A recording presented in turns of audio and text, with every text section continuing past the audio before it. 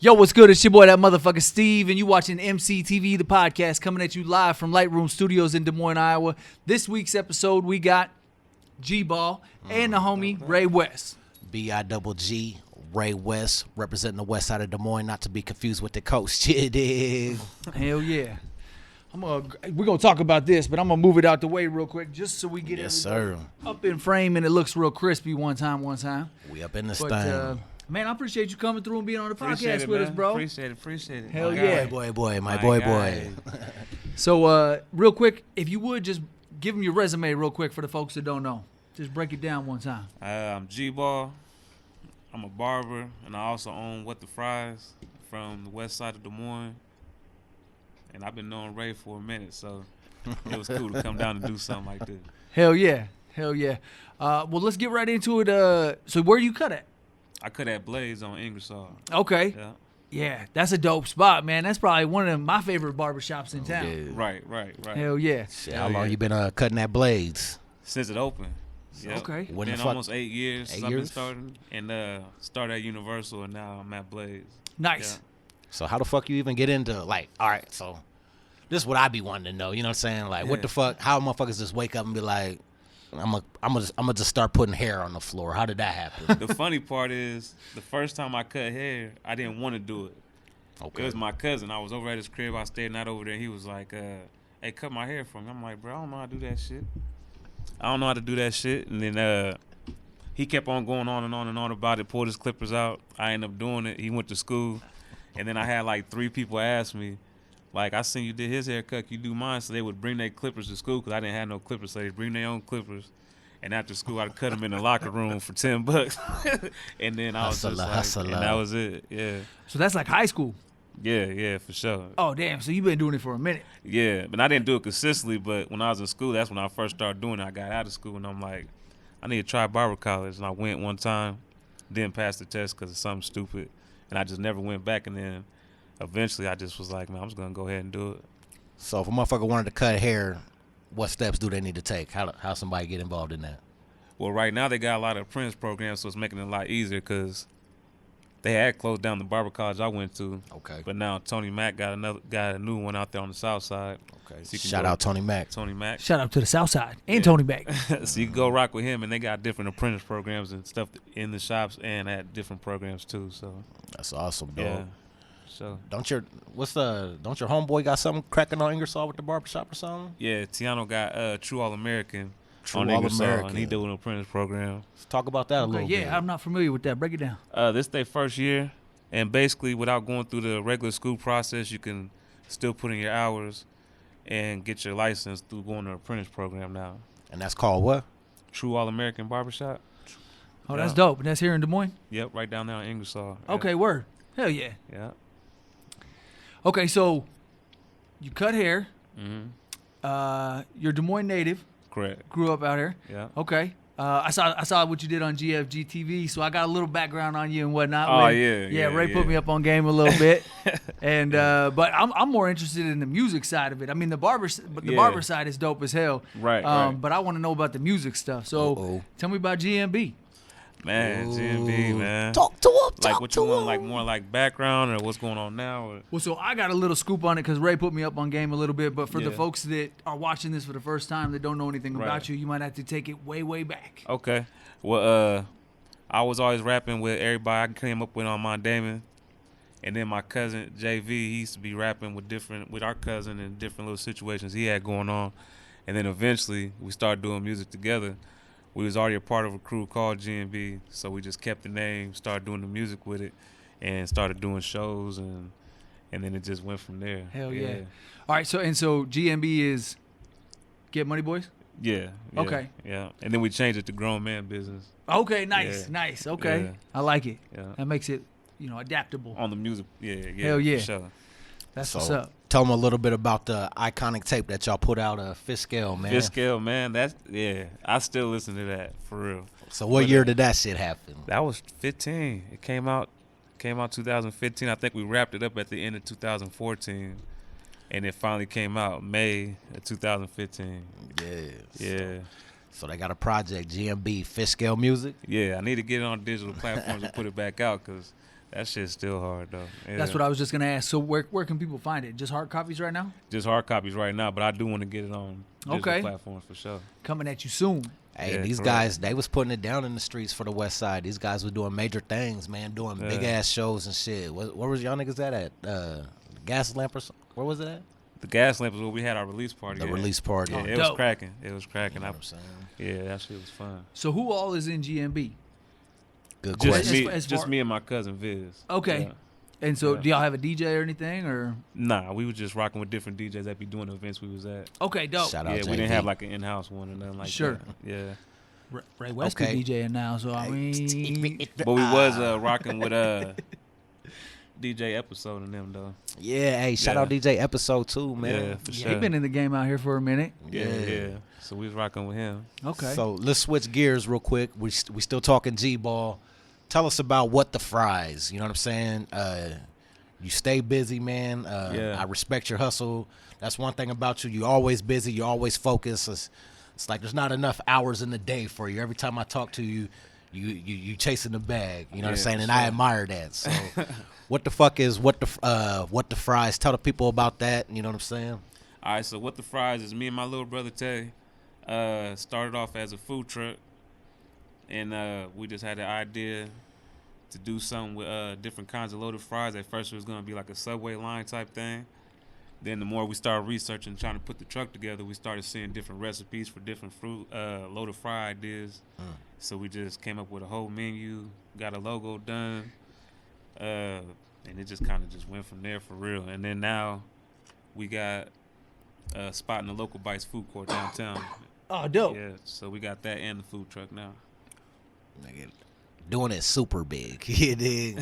So what do you think the most popular dish is that y'all serve? Man, it's tough because we do wings now, so we sell a lot of wings.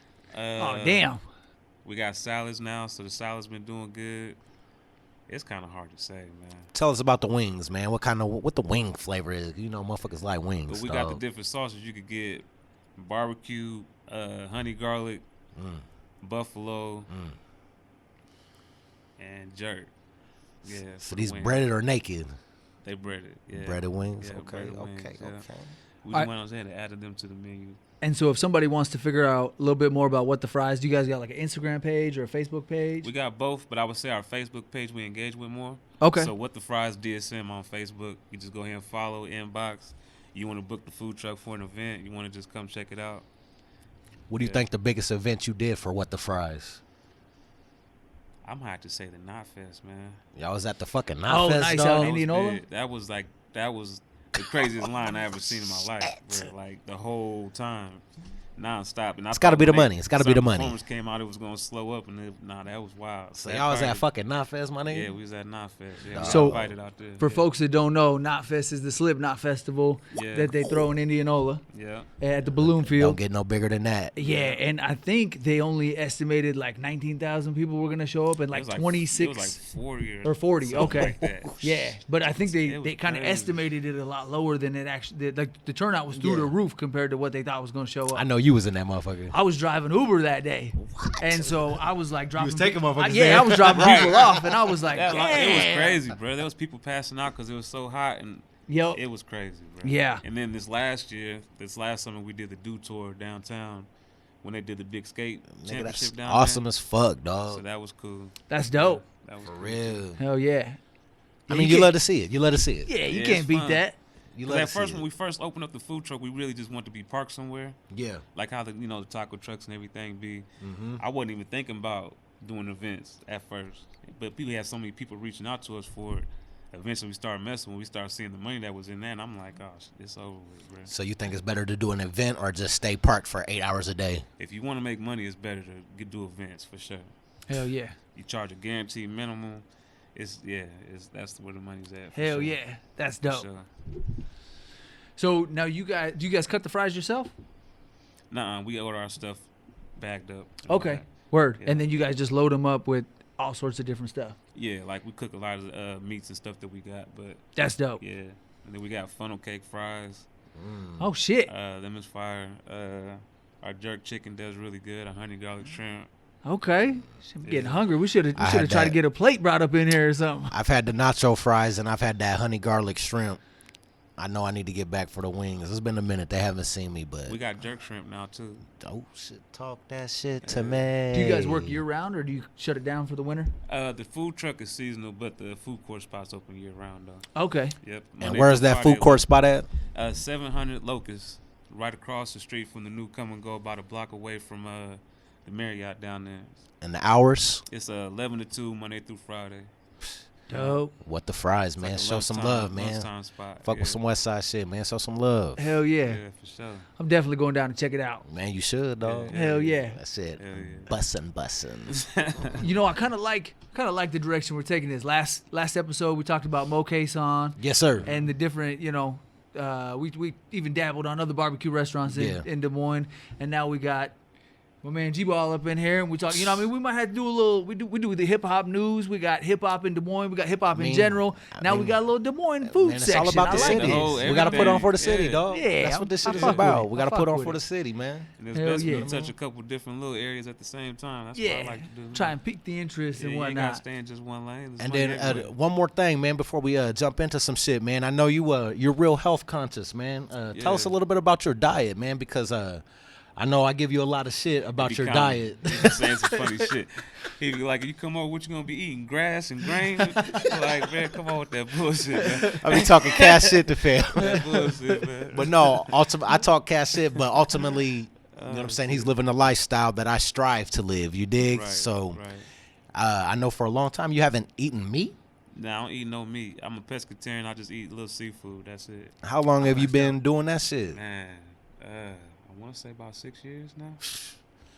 Nigga, you ain't ate meat in 6 years? Yeah, I ain't fucking with it, bro. First, it was something where I just was getting kind of over it.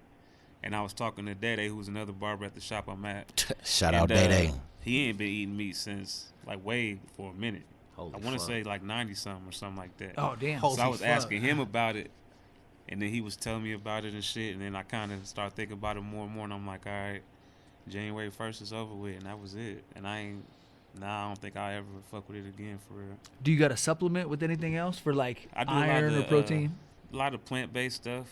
And then, I don't be paying attention to my protein and shit like I probably should. But right. I do protein shakes and, all that type of shit. But, yeah. Cool. Yeah. That's what's up. Yeah. That's cool, man. I got a homeboy that does that, and that was the first time I'd ever heard about the pescatarian thing, and I'm like, that's cool, man. Yeah. It's crazy. I didn't know there was no name. Yeah. Because I just stopped eating and told people I eat seafood. They're like, oh, you a pescatarian? I'm like, if that's what it's called. Nigga. He said, nah, nigga. I don't know. Said, nah, nigga, I don't even fuck with cats and dogs like that. I'm like, I don't know what the hell it is, but yeah, I'll take it. That's what I am then. Fuck it. I've heard of a lot of different diets, especially listening to that Rogan podcast that I listen to. Yeah. And they'll talk about, some people will go carnivore and they'll only eat meat. They don't eat any fruits, vegetables, anything else. And it's just like they wake up in the morning, eat just eat steak. So how the fuck is that beneficial for you? So a lot of people will go that route because maybe they have psoriasis or like an allergy of some sort. Yeah. And if you remove a lot of things from your diets that could trigger an allergy, it makes it easier to diagnose what the allergy is, like arthritis. A lot of people say that too much dairy can cause flare-ups in arthritis. And so some people will give up dairy and try and figure out if you can go the other way. I saw a woman on a TED Talk that had the worst, like her body was eating itself from the inside out. And she was in like crippling pain and she had just crazy pain and like, I mean, she had seen all these specialists all over the country and everything, and she ended up switching her diet and going to just a carnivore diet, and then slowly introducing things back into her diet to try and figure out what it was. And now I feel like I'm fucking this up because I don't know the conclusion. Hey, you gotta check out that TED Talk. That's great. Hey, I'm a red meat animal. I might be able to survive. I might be able to survive. No meat. I don't do no eggs. I don't drink no cow milk. So what does a daily meal look like? What the fuck are we eating? You wake up in the morning, you eat what? I wake up in the morning, I take my sea moss.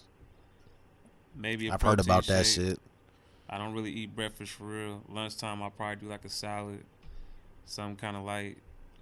Then throughout the day, I'll maybe eat some peanuts or something like that. Just kind of snack on while I'm at the shop. Some of like the little cheddar crackers with the peanut butter in it, something like that. And then for dinner, it'd be kind of the same type of shit. I don't really eat nothing too crazy, really, like too heavy or nothing like that. So you damn near fasting until dinner time? I mean, kind of. I eat lunch. I eat okay. lunch. So I eat like a salad or something for lunch. I just don't do nothing too heavy. I got you. Yeah. And what was the first thing you said you start off with? The sea moss. What's that? Oh, it's like this. I can't even explain it. It's My bad. I didn't even put you on the spot. It's kind of broken down like a gelatin, but it's a whole bunch of like not even gelatin, like a.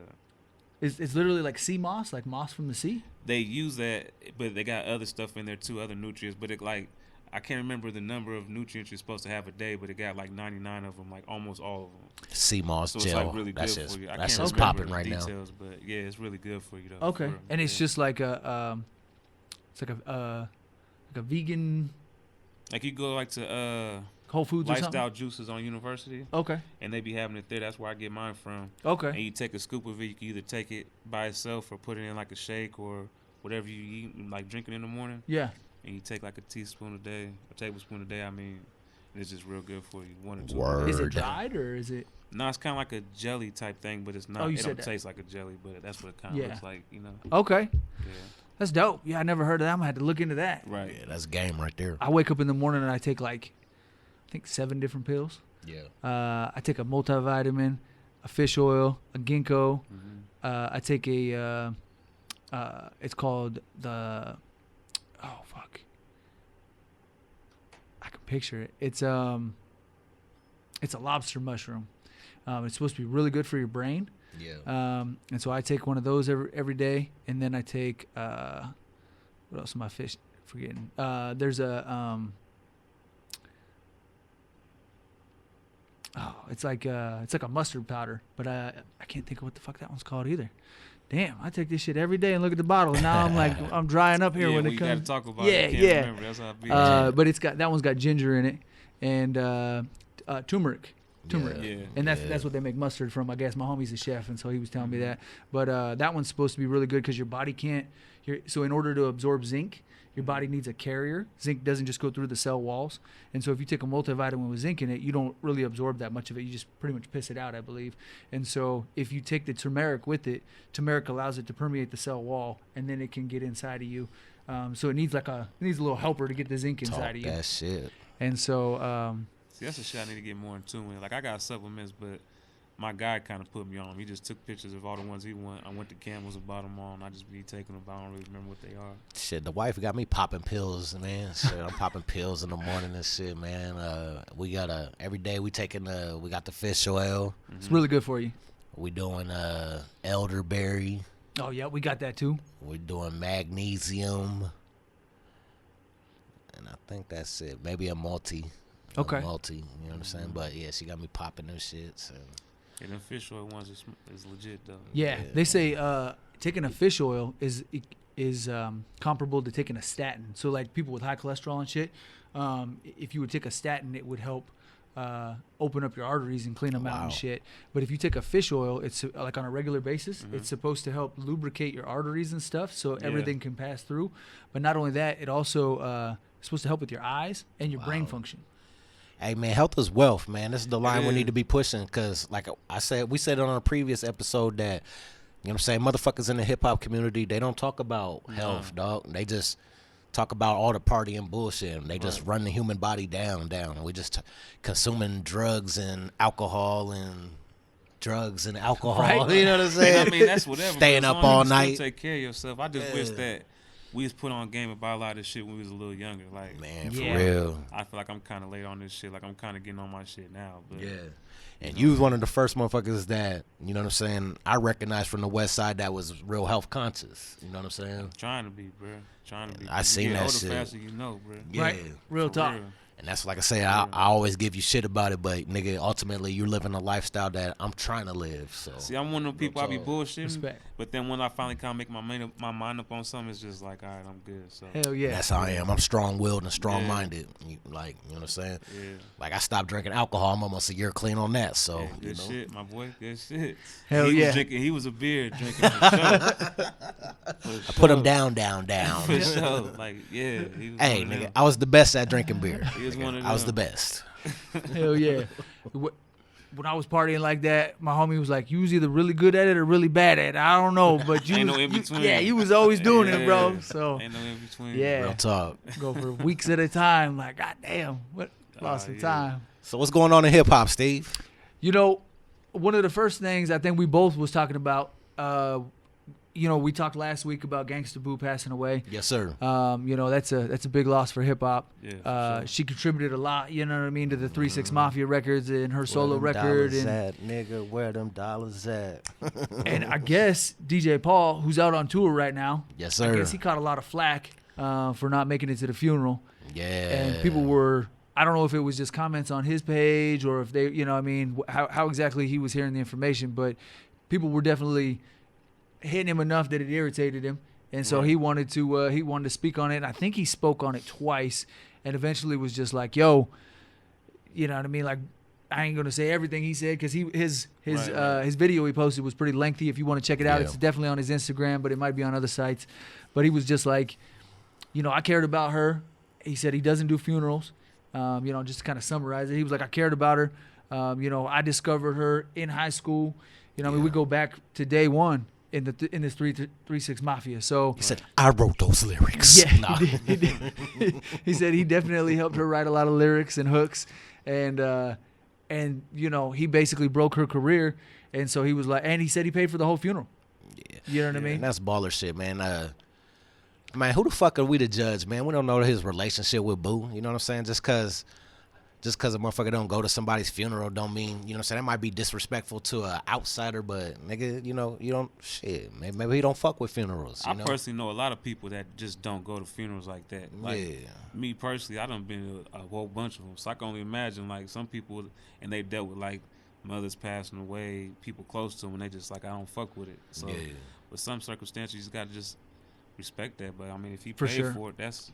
Yeah. How much more respect can you pay? Right. Yeah. Like, nigga, I wish I would pay for somebody's funeral and then somebody talk shit about me not being there. Yeah. That's crazy. Yeah. Well, and I guess they were roasting him over the casket, and he was like, her family wanted her cremated. Yeah, so we ain't going to pay for, you know, a $30,000 casket for her not to be buried in it. Man, at the end of the day, you got to do what you're supposed to do to respect that family. Fuck with the public things. Bro. Exactly. And that's another thing, man, when people pass away, like, man, true colors come out. Like, family members start acting up. I don't want my family going broke trying to bury me. You know what I mean? Do something decent.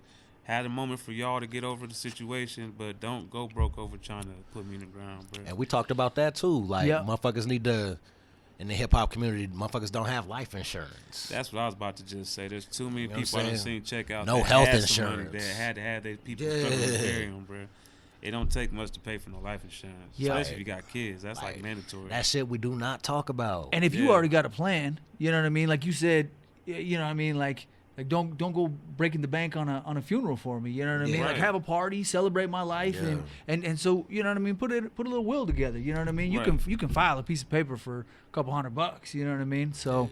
I already went and did that, you know what I mean? I was like, hey, when I go, y'all throw a party, you know what I mean? Invite some of my friends, but I don't need to be, it doesn't need to be some big ceremony where everybody's sad, you know what I mean? Let's laugh at the shit I did, you know what I mean? Cue up some of my bloopers out the podcast and shit. Memories are golden, man. Man, funerals is important, I think. Like, it's good for the family to get that last little moment, but I feel like in most circumstances, you should just have it set up to people ain't even got to worry about that. Yep. You got a certain amount of your life insurance is going to cover that. Just make that work. Don't go over that. And when it's over, it's over. Yeah. I mean, it's a big market, you know what I mean, with the headstones and all that, you know what I mean? Yeah, without a doubt. It's expensive, for real. You know, the other one you was talking about kind of caught my attention. It said when Left Eye set the house on fire. Oh, shit. Tupac scooped her up. Tupac was the one that came and scooped her up. Is that for real? Hey. Or that's what's being said? So, allegedly, you know what I'm saying? Allegedly, Tupac picked up Left Eye the night after she set Andre Rison's $1.3 million mansion on fire. You know what I'm saying? Oh, wow. I ain't never heard that. That's I hadn't heard that either. That's kind of funny. I didn't even know they was tight like that. I mean, it makes sense. Yeah. They were all popping in that same era. You know what I mean? But I mean, I guess you just never know, man. Right? What if he did? What if he did? Pac out there just riding. Crazy. Yeah, I never heard that. He said, "Page me when it's done." Yeah. He probably sitting in the car like, Girl, you smell like gas. So you really did that shit for real? That shit crazy. Hey, Pac do look like he'll be saving a motherfucking chick, though. You know what I'm I'm gonna saying? keep it real. I'm a real one, but if you call me after you do some shit like that, you is not finna get me tied into that. Girl, I'll buy you a bus ticket and I'll catch up with you later. Man, I'm sorry to hear about that. I hope you good, but I can't come. Nah, I ain't finna be no accessory to Nathan. Right. Hey, so this one was kind of dope. So I don't follow basketball a whole bunch. Either one of you guys watch much basketball? Yeah. For sure. Okay. So Lakers. We both Lakers. You know what I'm saying? No, we both Lakers. Don't let him do that to you. He see he's on that bullshit. We're gonna have to slide. He already right. got this weak ass Cowboys jersey on because I'm a Brady fan. Tampa Bay, we was at his house watching the game last night. He wore his jersey. Hey, I was gonna let you live. I can't be mad at you. I had to say, but then you gonna say the Lakers comment. I had to no, hell no. I saw y'all. I saw you was draped up in the Tampa Bay jersey yesterday. Yeah, for no reason, man. It's all right. Hey, shout out to Cowboys, baby. We going to the West Coast, man. We got to go see the 49ers. And I hope they smack his ass, man. Get my payback for me, Purdy. Look out for me one time. Shout out number 4. Dak Prescott played an impeccable game. Nah, they did their thing, man. They deserve that dub. We didn't for sure. What was the final yesterday on that game? 31-14. Okay. It was dope, man. It was dope, man. Watching it with the homie G-Ball, man. Cool. Sports brings people together, man, and that's what it's all about, having a good time and respect. You know what I'm saying? I ain't one of them fans that disrespect. You know what I'm saying? Because you got fans that just are too much. Take it over the line and shit. You know what I'm saying? Because where it's beyond the game now. Yeah, you know what I'm saying? Now you're just talking crazy. Yeah, because I'm a respectful dude. You know what I'm saying? I could take a little bit of trash talking, but watch how you talk to me, man. You know what I'm saying? Right. I take this shit serious. You know what I mean? Yeah. Hell yeah. But it was a great time. It was a great time. I just hope Brady come back, man. Just one more, at least just one more, bro. Mm-hmm. You know, I was listening. I revert back to Rogan, but I was listening to a Rogan episode today with him and. It was it's his dude that from Austin that's always with him. Damn, I gotta cheat and look it up. But basically, he was saying, so Brady and his wife recently split, right? Yeah. Yes, And sir. again, I don't follow sports a whole bunch, so I grabbed little This is tidbits. Brady right here. This is Brady's guy right here. Yeah, for sure. Okay, well, perfect. So basically, their commentary on it was, and I'm pulling up dude's name right now. I feel like his last name's Simpson. And I've listened to this episode several times, so I'm a little embarrassed. I don't even know his name, and I've seen him live. He was here in Des Moines with him, Brian Simpson. I felt like I was slacking there, but they were talking about Brady, and his wife left him, and they were basically just saying, Man, maybe he left that bitch. right? No. I mean, yeah, that could be. That could be. Yeah. But basically, they were saying when you dedicate so much to being a comedian or a quarterback, you know what I mean? It's at that level, you know what I mean? He's one of 5 top quarterback. I mean, there's many other quarterbacks, but I mean, just in that upper echelon, you know what I mean? That motherfucker's like gold. Yeah, Right, motherfucker right. got 7 Super he in the Bowls, league of his 10 own. Super Bowl appearances. Yeah. And ain't even close, Jack. Yeah. And so they were just saying, the type of dedication that it takes to get to that level, you know what I mean? It makes it difficult for somebody else to feel like they're getting your time too. Right. You know what I mean? And so they were, they were joking, but they were kind of Yeah. speculating that maybe that was their issue in their relationship, that he was just so dedicated to the game, and she Yeah. was hoping that he would have left and retired last year. Well, see, it's crazy because even when he was in New England, she was complaining about that, about him getting hit and stuff like that. Oh, okay. Yeah. Oh yeah, she was complaining about him getting hit and worried about him getting hurt and the kids seeing it and all that type of stuff. So Yeah. And obviously they kicked up, so she probably feels like we got enough money. You don't need to keep doing this. yeah, and I think he kind of danced with the idea of stopping a couple times. Yeah. And then when he kind of came back, but there's got to be more issues than just that. Can't just be no football. That sure. Well, he probably feels like mean? his legacy. You know what I mean? Yeah. Like the greatest, and he's setting that bar so high nobody can ever He's touch like, it. I can still play with. Why not? Yeah. Fuck And it. then in the game, you seen when homie Russell Gage got hurt. Yeah, that was bad. Bro. He was concussed. You know what I'm saying? I ain't heard nothing about it since, but that was it bad. turned out to be a concussion, and he's doing good now. I was worried about that. I thought I might have It messed didn't with look his spine good. or something. Yeah, like his But back. we was talking about at that Yeah. point. It's like Tom Brady sitting here watching this man hurt, and it's like, motherfucker, you what? 40 what? 45. 45 years old. Like, Yeah. man, what the fuck do you still got left to prove? Right. Man, yeah. You got 7 rings, played in 10 Super Bowls. You watching your man get carted off and shit. Like, any play that could be you. Any play that could be anybody. Like, Sure. Right. It's like selfishly, of course, I want to see him keep playing, but No you doubt. got to respect that decision at the end of the day. motherfucker like me, I would have seen that and be like, yeah, dog, I think this is my last year Yeah, play. and even like what happened with old boy from Buffalo, man. Right. Like that situation was wild. Like, And he's young too, right? yeah. Dog, that charity is up to $10 million. Wow. $10 million. Well deserved, though. Yeah. What is When it? he started it before the Yeah. injury, it only had 2,400. And that's a child's toy drive, right? Yeah. Yeah. What's this, DeMar Hamlin? Yep. Yeah. Over $10 million donated. That's awesome. Since that injury. And they said he's like good now too. Yeah, he's dope. Yeah. Oh, he's bounced back. He's straight. Yeah, Nice. he's out the hospital. I think he's Like out a the hospital. trampoline. He's Yeah. out. That's what's Yeah, up. Are that's they just expecting great. him to be able to return Man, this year? I'm gonna keep it real with you. I don't think they spoke on his football status. I know Sure. me personally, fuck no. Mm-hmm. I don't think I could come back from that one. Like, Yeah. you get blessed with that type of chance, I don't think you want to risk it twice, bro. Yeah. You could maybe try to find some way to be involved with the team in another way, but as far as me getting back on that field, I don't know how I feel about that. Yeah. Especially, you know, I got kids and shit, so I don't know about him, but that was scary, bro. Man, you know, motherfuckers is ambitious, man. He probably gonna put a chest plate on and get back out there. And he might, and I can't knock him for it. You know what I'm No. saying? But I don't know. I You guess probably you gotta be in finna that suit up, you gotta man. be in that Protect situation. yourself even more and head out there. Who knows? I'm just talking Yeah, shit. that was crazy. I'm just Yeah. glad he's all That was right. You crazy. know. Yeah. You know. Because he stood up like he was cool. I thought he was straight. Yeah, and then he just He just collapsed, fell, right? yeah. That shit was Yeah. fucked up. Yeah, that's wild. But shout out to the NFL medics though. They got on him right away and got him back right. That's what they quick. said, yeah, they yeah. saved him. I think they brought him back to life a couple times Yep. on the field. Yeah. Yeah. Like I think it was the team doctor, wasn't it, that rushed right out there Yeah. and like Yeah. they said some of They the stuff training that staff. some of the Yeah. stuff that they had done was really what kept him alive. Yeah. Yeah, that's crazy. Because in the moments, reaction time is everything. Like, Exactly. You can't freeze up. You see something like that, you know how to do CPR or something. You got to get right on it. When they said the 9 minutes that he was down, I mean, if you think about it, 9 minutes without oxygen to your brain, Yeah. that If could they be- wasn't doing that, it's over with. right, that could be devastating. And that'd be a rough way to check out too. Your people got to see that. That's all on The social media. world seen that. Yeah, Yeah. man. That's just The fucking world that's seen one of that. the bad things about the shit like the internet. Like, you know, your people got to see that shit over and over and over again. Like, For sure. Yeah. it's crazy. But yeah, you know what I mean? There's some good shit in hip hop, Right. or good shit in the news, I mean. Right.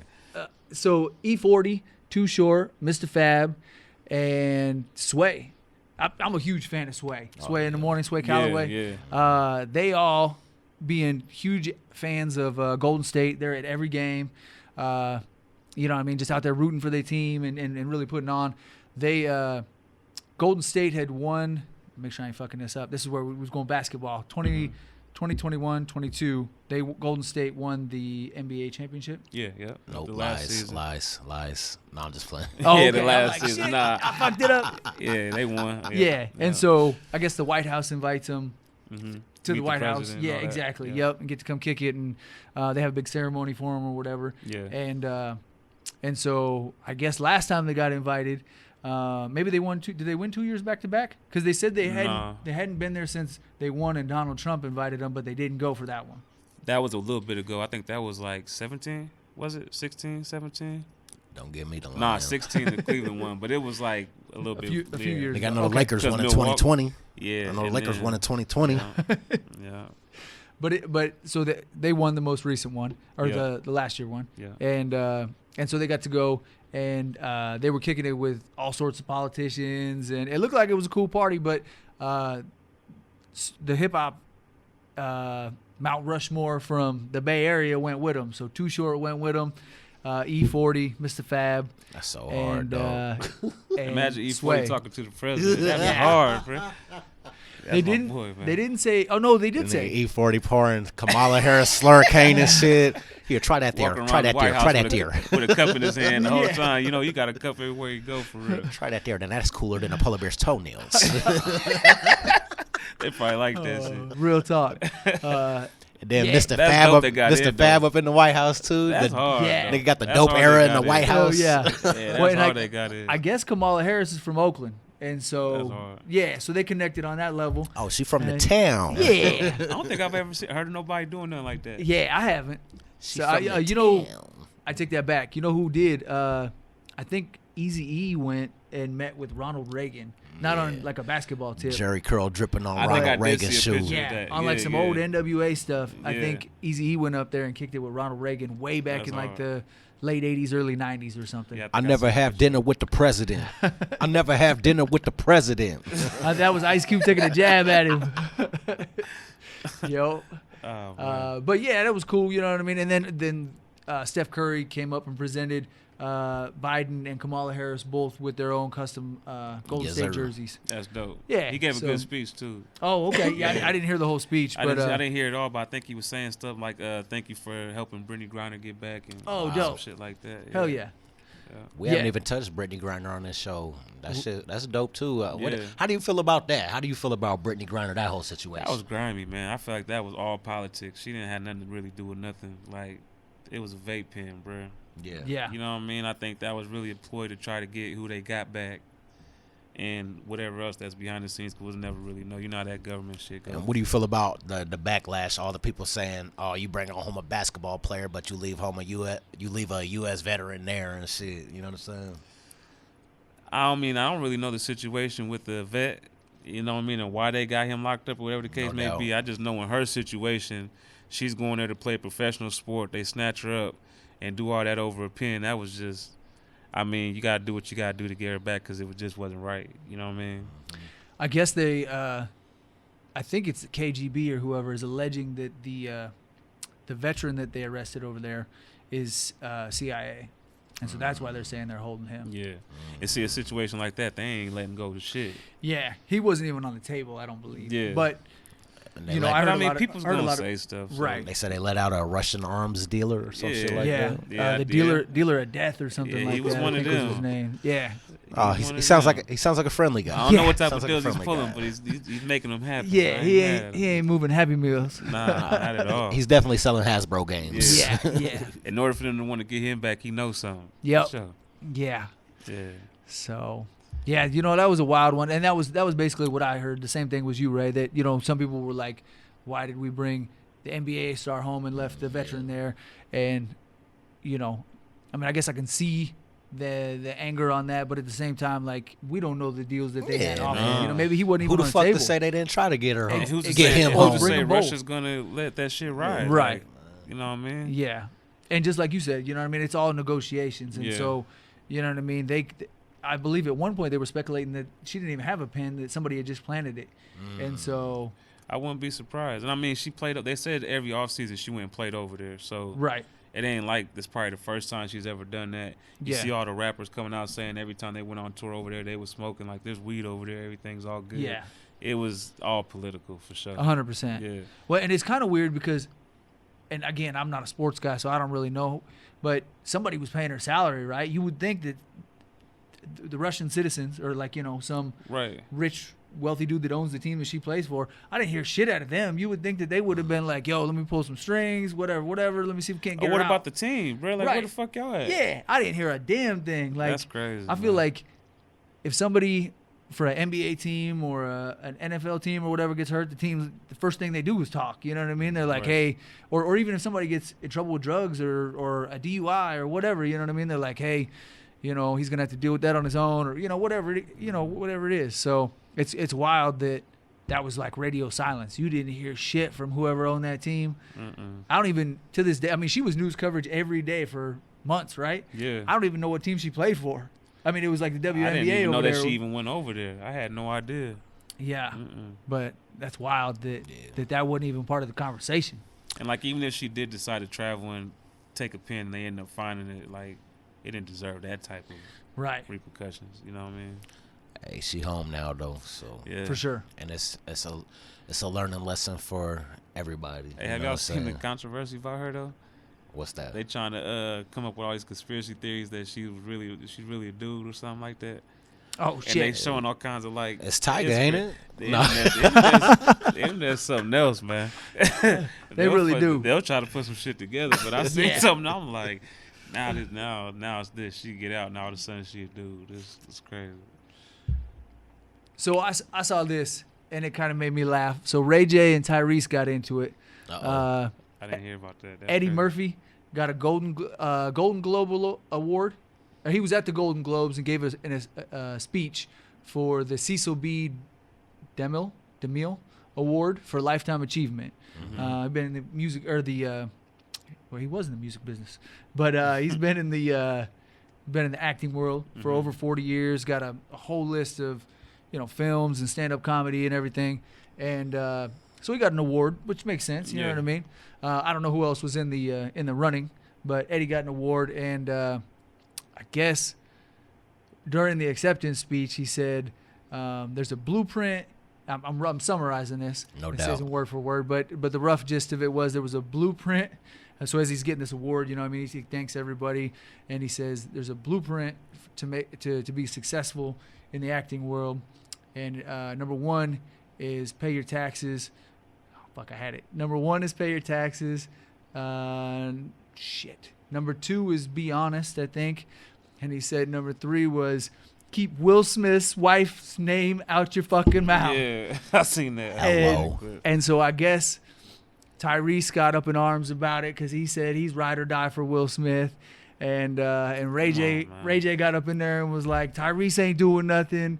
You know what I mean? And kind of gave his opinion on it and was like, Eddie's got all these classics, you know what I mean? And man, what the fuck happened in comedy, man? Can't nobody take no motherfuckers tighten up quick, right? First of all, Tyrese, let his nuts go, my boy. Ain't none of your business. And Ray J, you messy as hell. Sit down, bro. That ain't the time for that. Let that man say that joke and leave it alone. Right. Man, comedy is just so fucked up. Like, you can't fight everybody that crack a joke. Man, you can't say nothing, man. You make gay jokes, you know what I'm saying? The LBG XYZ gang is trying to cancel you out and shit. For real. You can't talk about race no more. You make race jokes, you know what I'm saying? Now you a racist and shit. It's just... And honestly, if anything, the joke would be kind of played out. Like, damn, that Will Smith shit. I don't keep hearing about that shit. Right. Ain't nothing to get mad about. They're fucking comedians, about, dog. I mean, literally, they get paid to tell jokes, right? Fucking you can't get mad at this motherfucker for doing his job. I mean, I suppose there's a time and place you can, but that's when it's just derogatory and it ain't funny. The delivery was dope though. He put like you didn't see that one coming. The way he set it up. And it's fucking Eddie. Who gives a fuck? Let that man have his moment. Eddie, dog. That's why I'm saying Tyrese and Ray J messy. That's why I'm really not surprised they got into it, bro. Yeah. But so I wanted to touch on this while we're talking about Eddie Murphy. GOAT. I mean, I'm a fucking huge fan. All the Beverly Hills Cop stuff. I was just watching fucking Boomerang. Hell yeah. That crossover game was just crazy. He did. Like, yeah. That was it. Well, and then even the little kid movies. You know what I mean? We're talking Dr. Dolittle and all that. Beverly Hills Cop, all that. Yeah. I got kids, so we was watching Dr. Dolittle and all that shit. I'm with it. That new The Baby video. They just remade Norbit. Yeah, I just seen that. Oh shit. Yeah, that was comedy. Yeah. But that's just stupid. But Life is a classic too. That's my shit. Oh yeah, him and Martin. Yeah, that's top 3 for me. Hell yeah. But wasn't he supposed to be coming out with a stand-up? They were saying that 2019. I just wonder how. Now I don't know, man. I think he's kind of scared to do it because he wants to make sure it's gonna be right. But you can't say shit. You think he can? It's gonna be on Netflix too. Oh, you can't say shit. Is it gonna be the same? $70 million. Because like Martin's still funny, but if he did a stand-up right now, it ain't gonna be. I don't know, man. It'd be cool, but it ain't gonna be the Martin that you know what I mean. Right. So it's one of them things where maybe you should leave it alone. I think, and this I'm just speaking for me. You know what I'm saying? I think I grew out of certain comedy styles. Right. You know what I'm saying? Like the OGs. So growing up, Martin Lawrence stand-up comedy was the funniest thing on the planet to me. You know what I'm saying? Run tell that. Run Tell That, the Eddie Murphy shit, you know what I'm saying? Cedric the Entertainer and all that. Steve Hightower. Some of those guys, if I listen to some of that shit today, it's not as funny because the style of comedy is different. You know what I mean? The classic shit is always funny, I guess, but if they were to do like, I would say like new material today, I'd question if I would dig it like I did back then. I think. Now, I listen to a lot of comedy. I mean, everybody from Bill Burr to Dave Chappelle, Joe Rogan, you know what I mean? I'm listening to the podcast, tapping in. Fucking every time somebody comes to Des Moines, I try and hit up the comedy shows and check them out. That's one of my favorite things to do. Yeah, I'm all about that. I do that a lot in Vegas. Yeah. I feel like that shit's timeless. And somebody that's a veteran like him, I mean, I know he hasn't dropped a comedy stand-up special in 30 years. But I think he could get right back in the saddle. I mean honestly, a killer. Them comedians, they be having like multiple writers for them type of shit. So he'd do like a little run where he'd be doing like funny bones and shit all over, practicing his material. Yep. And finally film his Netflix special. I think it'd be cool. I'm just curious as to. What'd y'all think of the sequel to Coming to America? I still ain't seen it. Man. I loved it. Yeah, I liked it too, man. I still ain't seen it. I feel bogus. Check it out, dog. Check it out. I think they shot for a wider audience. Yeah, because the first one was kind of raunchy. You know what I mean? And this one I believe was PG or PG-13. This one was cleaner. yeah, they cleaned it up a lot, but it was still dope as hell. Yeah, I like it. And especially for somebody that grew up watching Coming to America, the first one. The original cameos exactly, and shit. Yeah. To get back in there and watch it. That many years later, they was able to figure it out. Because I was kind of wondering, like, how they going to loop that story together. But that shit was cool. Yeah, I ain't got a chance to watch it all the way, but I've seen, like, you know. It's worth your time for sure. Yeah, it's honestly, dope. I keep forgetting about it. I be so damn busy. I don't even be watching no movies. Yo, I got to give a quick shout out to my boy Travi, because we were talking about Blades earlier. Yeah. And then you were saying you didn't get off Shout till late out Travi. Yeah. Travi up at Blades. He's always up in there too. The Hat Killer. That's what he calls himself. Yes, okay, sir. nice. The Hat Killer, yeah. The son's nice. He's nice. Hell yeah. He's the one. All right, man. He's the one that does my son's hair and He shit. said, "Motherfucker ain't G-ball, but you know what I'm saying." Nah, he's nice. He's been cutting for a long, like 18 years or some shit like Hell that. yeah. That's what's up. Yeah. But yeah, man, back on Eddie, I think I think he's definitely. I think he could do it. I just watched the previews for this new movie they got coming out. What the fuck was the name of it? I sent it to you earlier, Ray. I don't know. I gotta look, dog. So we could cut this though anyway. On Friday, Eddie Murphy and Jonah Hill have a new movie coming out directly to Netflix. Oh, I seen that. It's called You People. You People. Where Jonah Hill's supposed to be dating Eddie's daughter. Exactly. I was like, that's gonna be good. We was just watching that. They were always watching the game. Yeah, that shit like it's gonna be funny. Yeah, I mean, I only saw the little cuts on the trailer or whatever. Yeah. But when I was looking at this, I was like, you know what? This shit looks like it's gonna be good. And it's a Netflix original. It's gonna go right to Netflix. Right. You know what I mean? So I think that's the type of comedy we need, man. Yeah. Like we need to be able to laugh. Yeah, we need to laugh, man. Them uncomfortable jokes where it's comedy as hell. Well, you might feel like you're bogus for laughing, but it's like, man, that shit. Because the shit be real. Yeah. They saying all the shit that your ass is thinking. For real. Yeah, I think it's supposed to be Jonah Hill's coming from a Jewish family, and I don't know who. And he's stupid as hell. Oh, yeah. He goes way back. He's funny, bro. So you know he's going to push the limit. Yep. Sure. And Eddie's daughter is Lauren London. Super dope to see her coming back out working again. Yeah. And I think this got to be her first thing since the Nipsey thing, right? That I could think of. That's probably true. I'm not for sure. Yeah. But yeah, I mean, it looks dope. Yeah, it does look good. Yeah, it's got some good cuts in there. It does look good. All right, like Jonah Hill and them guys in the movies is always funny. Yeah. Eddie, I mean, come on, that's Eddie. They got comedy. They got comedy down for sure. Yeah, it's a ringer right there. And there's nobody doing comedy like Netflix. I mean, we haven't had this many. Like Comedy Central used to be able to do it. Yeah. But I've heard a lot of comedians on the Rogan podcast. I went back to Joe Rogan and Joe, you got to get me on the show, bro. I'll be plugging you a lot, homie. Sponsor, dog. You know what I'm saying? Yeah. Send me a little sponsor. At least let me get a ticket, bro. Yeah, real talk, real talk. Hey Joe, he's a good guy. He's a good guy. You know what I mean? He's a fucking good guy. They were talking about back in the day when you would drop a half-hour special on Comedy Central or whatever, right? Mm-hmm. When they would cut to a commercial, they were like, they never gave a fuck if you was in the middle of a joke. It'd be like, cut. And they would, you know what I mean? So then they come back from the commercial and he's in the finish the joke. Yeah, he's in the middle of a joke and it fucks up the whole punchline and shit. That's crazy. You know what I mean? So Netflix has really changed the game. Yeah. Plus, look how many comedians that were dope up and comers that they really kicked to the forefront. You know what I mean? I mean, yeah, there's just a lot of dope people that have Netflix has really done a lot for, I think. Yeah. So Yeah, I love comedy, dog. me too. Bro. Ain't nothing better than laughing. To me. Right. Yeah, Yeah. You can have a fucked up day, turn some shit on, and it'll change your whole perspective on If shit. you know me, I'm silly as shit, and I'm always gonna be. I'll laugh at my own shit, but 9 times out of 10, you're gonna. This get some motherfucking laughs comedy out as of hell. it. Got to, man. Like I was coming into the barbershop and family having me rolling. Oh, I'm on goofy shit the whole time for sure. That's dope. For sure. On everything. Tell them about Keith Murray. So, Keith Murray has been doing a couple interviews on a few platforms. One of the headlines that grabbed my attention, he said he warned Biggie Smalls to leave L.A. before he was murdered. He allegedly said that he was in the car with Biggie and he was asking him something, and he told Big to leave, and he said if he would have left, it would have blew over, and he felt like Biggie would be alive today if he would have took his advice and left L.A. when he told Big to do so. I believe it. Yo, on that same tip, I can't remember what documentary I was watching. JayZ told, no, was it JayZ? It was Biggie. Biggie told Jay that he wanted them to both move to Atlanta and set up in Atlanta and leave New York.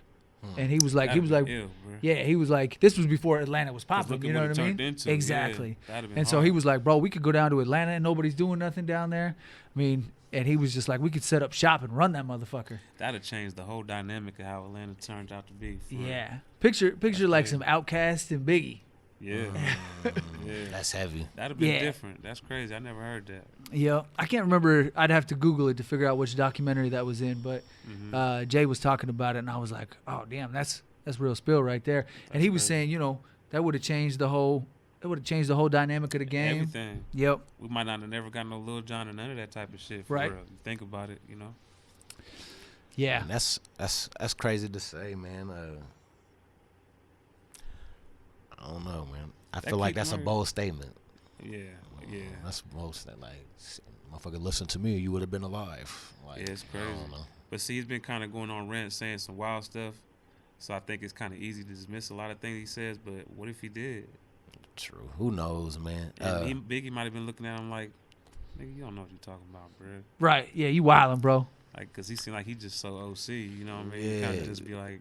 He said something else about Foxy Brown, talking about I seen that. He was fucking with Fox when she was messing with Corrupt. Yeah. Oh shit. And then Fox clapped back at him and shit. Yeah. She shut it down? Shut it down. Basically called him a drug head and shit. Oh. The way he was acting, you could tell he ain't the same Keith. You know what I mean? Like, yeah. Right, yeah. But what if he ain't lying, Foxy? Right. Because I heard you was going, bro. Jay had you when you was, what, 16? They said Jay, DMX, Oh, Keith Murray. Yeah, you was busting, bro. So Keith Murray's hype ass might have had you, man. I believe, wasn't it Foxy Brown and Lil' Kim was going back to back for a minute there? Yeah, yeah. Yep. And I think one of those situations like the Nicki Cardi, I think the public be kind of pushing for that. Everybody always wants to put. Everybody want to put them against each other. Can't be two top motherfuckers. You got to be you know. I think they were both on the front cover of like rap pages of The Source or something back then, and it was like the queens of hip hop. You know what I mean? Because that was who was. Magazine days was beautiful. Oh, it was. I still got a big old tote full of them, bro, going way back. I used to be tearing the pages off, putting them on my wall, Mine too. on the wall. Mine are all cut out, so I had to get rid of them. I don't know who you think was harder back then though, Foxy or Kim. I definitely want to fuck Kim more than Foxy. But I think music-wise. Musically, I definitely heard more Kim, so I'm inclined to go the Kim route. Me too. That hardcore album was hard, bro. But I don't know. Foxy used to have some songs too. Most of her songs had features on them that I liked though. You know, Fox was fucking with the Firm and shit. Nas, right. You know she had the bars though. Yeah. And both of those kind of the ill na. I mean, they were the ones that kind of paved the ways for who? Eve. Maybe not as much Eve, but I think it goes back before that. You know what I'm saying? Don't forget your MC Lights. Oh, for sure. Queen Off the West Coast. Yep. Yeah. Your Queen Latifahs. Who you calling a bitch? UNITY? I still got that. Yeah, I still got that cassette tape, bro. That was different. I still got that cassette. Queen Latifah used to kick that shit. Hell nigga. Yeah. Hey, that positive woman shit. Yeah. You know? That's when that ratchet shit. That's when it was cool to be a woman and be fully dressed and be educated and aware and head smart. Now the women are half naked in fucking videos, and that's all they give a fuck about. Like, and see, I don't mind it here and there, but if every single song you talking about how you fucking, how you do this and all that, eventually that shit. All she talk about is the coochie. Like Megan Thee Stallion. Yeah. Megan Thee Stallion come out with some decent music, but on some real shit, she's annoying, bro. Because I feel like it's the same shit. Like Cardi don't always talk about freaky shit, even though she really don't be writing shit like that. But that ain't the point. But still though, like I feel like you got to kind of mix it up a little bit, you know. You fucking with Glorilla? Glorilla hard, bro. Yeah, nigga. I didn't think she was gonna be when that first one came out. She hard, bro. Hey, she be cracking me up, dog. She be talking about how thick she is. Man, she comedy. What did she say earlier? I was listening to that shit on accident, bro. She said some shit like "pussy so loose, I grab him up with no hands." I said, "What?" I had to rewind YouTube. Like, hold on, bro. Did she just say what I think she said? Hey, bro. She be snapping though, bro. Her name is Glorilla, and she got a deep ass voice. She got a deep ass voice. She from Memphis. And it's funny because I watched this TikTok thing they had, and it was like a transition from like her early songs to now. Yeah. And her voice wasn't like that, bro. Yeah. And it just out of nowhere just got hella deep, like recently. You know what I'm saying? She got a new record with a Moneybag right now. Hard. Okay. They got an anthem, a back and forth anthem. And it gives me the back and forth rapping of 3 6 Mafia, Baby Mama. Yeah. It's my baby mama. Yeah. You know? Yeah. Oh, because they talking like they're together. Yeah. It's got that kind of vibe. So it's an arguing back and forth anthem. Man, Moneybag Glow. Man. Yeah. This they moment, bro. They having their moment right now. Yeah, they are. Yeah, they are. Real, because EST and them hard as hell. Hell yeah. Yeah, That's fuck dope. with CMG. So, okay, on the same tip, while we talking movies. Yes, sir. Do y'all remember when Mike Epps was supposed to play Richard Pryor? Oh, yeah, bro. What happened to that one? Ooh. There's like a handful of movies from 2019, maybe even a little further than that. Like that might even have been 2018 when that was coming out. I know at one point. It's been a minute now. Yeah, at one point they had to get Pryor's family to sign off. Yeah. I always remember I'm not supposed to tap on that. They had to get Pryor's family to sign off on it because they were basically like Warner Brothers or whoever was getting the rights to his family's story. Mm-hmm. And so they had to make sure that the family was cool with how he's being portrayed and everything. But I remember Mike Epps was talking about it was like a dream role. He got to play Richard Pryor, and he was working on mannerisms and all that stuff, and he was excited as fuck. I remember. Didn't they shoot it and everything? I felt like I seen something where he said he shot it and everything, and he's waiting for it too. He had his hair a certain way, and he said it was for the movie. And they said before Richard Pryor died, like he handpicked Mike to play him. Like he was like, I want him. Yeah. I think at one point in time I heard something about Marlon Wayans, and I was kind of like, I don't know what kind of rumor that was, but then I heard the Mike Epps. Hey, Marlon slept on too though. Marlon's my favorite. He's cold. He's my favorite. Marlon. Damon's comedy too. But motherfuckers always think Marlon. They throw him in a box. They only think he could just be goofy, but he could be more. Yeah, he could be more. Yeah, like above the rim, he plays some serious roles. I'm saying he could be more. That movie Senseless is comedy though, bro. Yeah, I love the Wayans, man. Shout out the Wayans bros, man. They did a lot for comedy. They really did. Yeah. A lot. You know, Took I heard care of a lot of folks. Yeah, hell yeah. So we had tickets to see Damon Wayans. Damon Wayans was supposed to be coming through. And canceled because of COVID. Yep. They canceled the whole tour. Sick, I want to go see that. Yeah. Me and the wife was sick as fuck. I heard he was a killer back in the day. Like he was definitely the funniest work. one. Yeah, crowd work. He was able to just come off the top and just start roasting people in the audience. And that's that old school style. He kind of is the one that really blew him up for real. Like he was like the one that, he was the one, bro. What was the Mo Money? Mo Money was Mo Money. Major Payne was fire. I like Mo Money, Major Payne. There was him and Adam Sandler when they were what the fuck was that? Undercover or something? He was like a cop or something. He was supposed to be transported. And he had got shot in the head, and he had like a metal plate. Was that That Bullet was a or good something? movie. Bulletproof. That Yep. movie was dope. Then Yeah, he did his, that one was got good, too. Celtic Pride. Yep. Celtic Pride. It was Him comedy. and old boy from He was stupid as hell in that yeah, movie, bro. David. He ain't got no sense though, bro. He's one of those. He's a fool. His stand-ups are the best ones to me. Yeah. I think. And he then has I the loved best the stand-up. fucking My Wife and Kids. That was Oh, my his TV TV show. And Junior Yup. on that show is Oh, so my God. comedy, bro. Motherfucking Tisha Campbell, him and the girl that played his wife. They was a good match. Oh, on that their show. chemistry was insane. Yeah. Hell yeah. That shit good, bro. My Wife and Kids, I love that shit. Yeah, that I got shit a that shit on classic. DVD too. That shit a classic. Bro. I got my kids watching that shit. Oh, They love that nice. shit too. Hell yeah. Funny as hell. Yeah, so it's kind of, I don't know, man. I'd like to know what happened to them projects. You know what I mean? If it's shot, Yeah. what's the hold up? And same with the Eddie deal, because they were talking $70 million to get Eddie Murphy to come back. Not that Eddie don't need the money, but at the same time, like, he was excited. I think I heard that people said he was hitting up comedy clubs and working on material. That's what I heard, too. Yep, he was back in the saddle, and so Yeah. it would be dope to see him back out there doing his thing. And And it'll pop too because his name is that big. Regardless if motherfuckers think it's as funny or you know what I'm saying if they, you know what I'm saying, whatever. Right. yeah. Motherfuckers is gonna tune in just because of who it is. And it's Exactly. been that long. Well, and it's the same way numbers with- gonna be crazy. It's the Right. same way with this joint coming out next week. You know what I Yeah, mean? Like yeah. Jonah Hill and Eddie Murphy. Absolutely. Yeah. That's just Off gonna of go the names crazy. right there. Right. Yeah, and That's who doesn't gonna have go Netflix? crazy. You can watch it for Right. free. You already, you know what I mean? You already pay Right. your bill. Right. Like who isn't gonna watch that shit? That shit's gonna crack. And honestly, both of them would be good situations because if Eddie came out with a stand-up, it'd make people tap into his old stuff. And if they come out with the Richard Pryor documentary, it make people start watching. And that's his how that shit. works. And that's Yep. how the That's how family that start works. getting their money. When and, they dropped you that know, new Coming to America, the original Coming to America numbers went through the roof. shot Yeah. through the roof. You know what I'm Like, saying? imagine how much of these young kids don't know nothing about Richard Pryor like that. Hell That's no. even before our time, for real. Yeah. You know what I mean? So.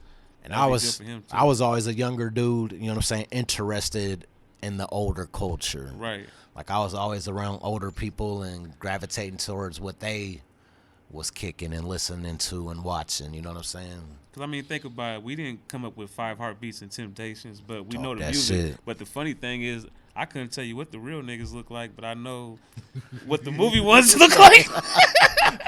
But you still Work know it, the, JT, you still know work the music. it. You still know the music, you know what I'm saying? So it'd be dope for like, do that type of shit for Richard Pryor because it had the same effect on the other, you know, the kids and shit. That's you Well, know? he was a pioneer. You know what I Yeah. mean? Like that dude, the shit he was saying, people weren't saying He back paved the then. way. Hell yeah. He paved the way. Hell yeah. Pryor had the ratchet mouth. Yeah, He did. paved You know the what I'm way. saying? He kind of broke that wall down as far as like being able to talk like Yeah, crazy. Yeah. He made it cool to say what the fuck you really wanted to Yeah. say, how the fuck you wanted to say it, And still motherfucker. crossed over. Yeah. And still crossed over in a more, you know, tension-based time where it wasn't that easy. And he had his own TV show, Yeah. the Richard Pryor Show. It was like the sketch show, wasn't Yep, it? 100%. So he pretty much, Dave Chappelle said he kind of got his idea from seeing that type of stuff growing up. Yeah. You remember when he made a cameo on the Martin show? Oh, comedy. Yeah, I do remember that. He was in a wheelchair. He was wheelchair bound by then though, but Yeah, he couldn't really talk and too he much couldn't at talk. the time. Yeah, but that shit was sweet. I remember that episode. That's remember that, dope. Steve? I don't think I saw that one. High, Yeah. man. He was getting the highest. That's it caught up to him. Yeah.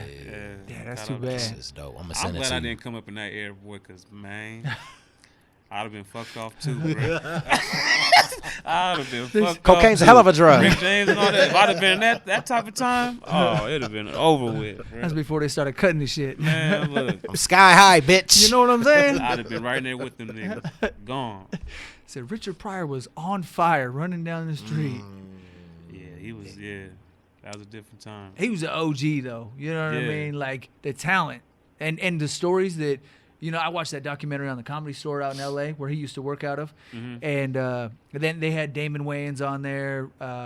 They talked about Robin Williams, but they didn't have Robin Williams on there. But they had Jim Carrey on there, David Letterman. And they talked about all those people that came up out of that. Hey, shout out Robin Williams. He's an underrated motherfucker too. Real talk. Hey, that motherfucker Real. is comedy as fuck. Hell yeah. And it was dope. They said in all of his movie sets, he made them hire homeless people to come help out and make some money too. That's crazy. Oh, I dope. never heard Yeah, that. That was dope. But That's dope. hey, Robin Williams, his mannerisms, how he just talks so fast and just be on to the next joke and just, hey, He was comedy as fuck, dog. Yeah, they said his stand-up was like that when he was. That's what I'm referring to. Oh yeah, Just hyper as hell. Yep. Like, he had that energy that was and crazy. all them voices, all the cameos and shit that he would do. Yeah. Somebody need to do a Robin Williams impression. I should have had me on the floor. Man, Hell yeah. He was comedy, man. Robert Williams was funny.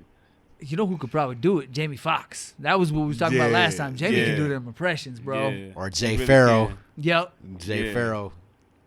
Yeah, there's a lot of dope comedians out there, but I love a good Denzel Washington impression too. Hell yeah. I be getting kind of tired of them shits, man. I ain't gonna lie.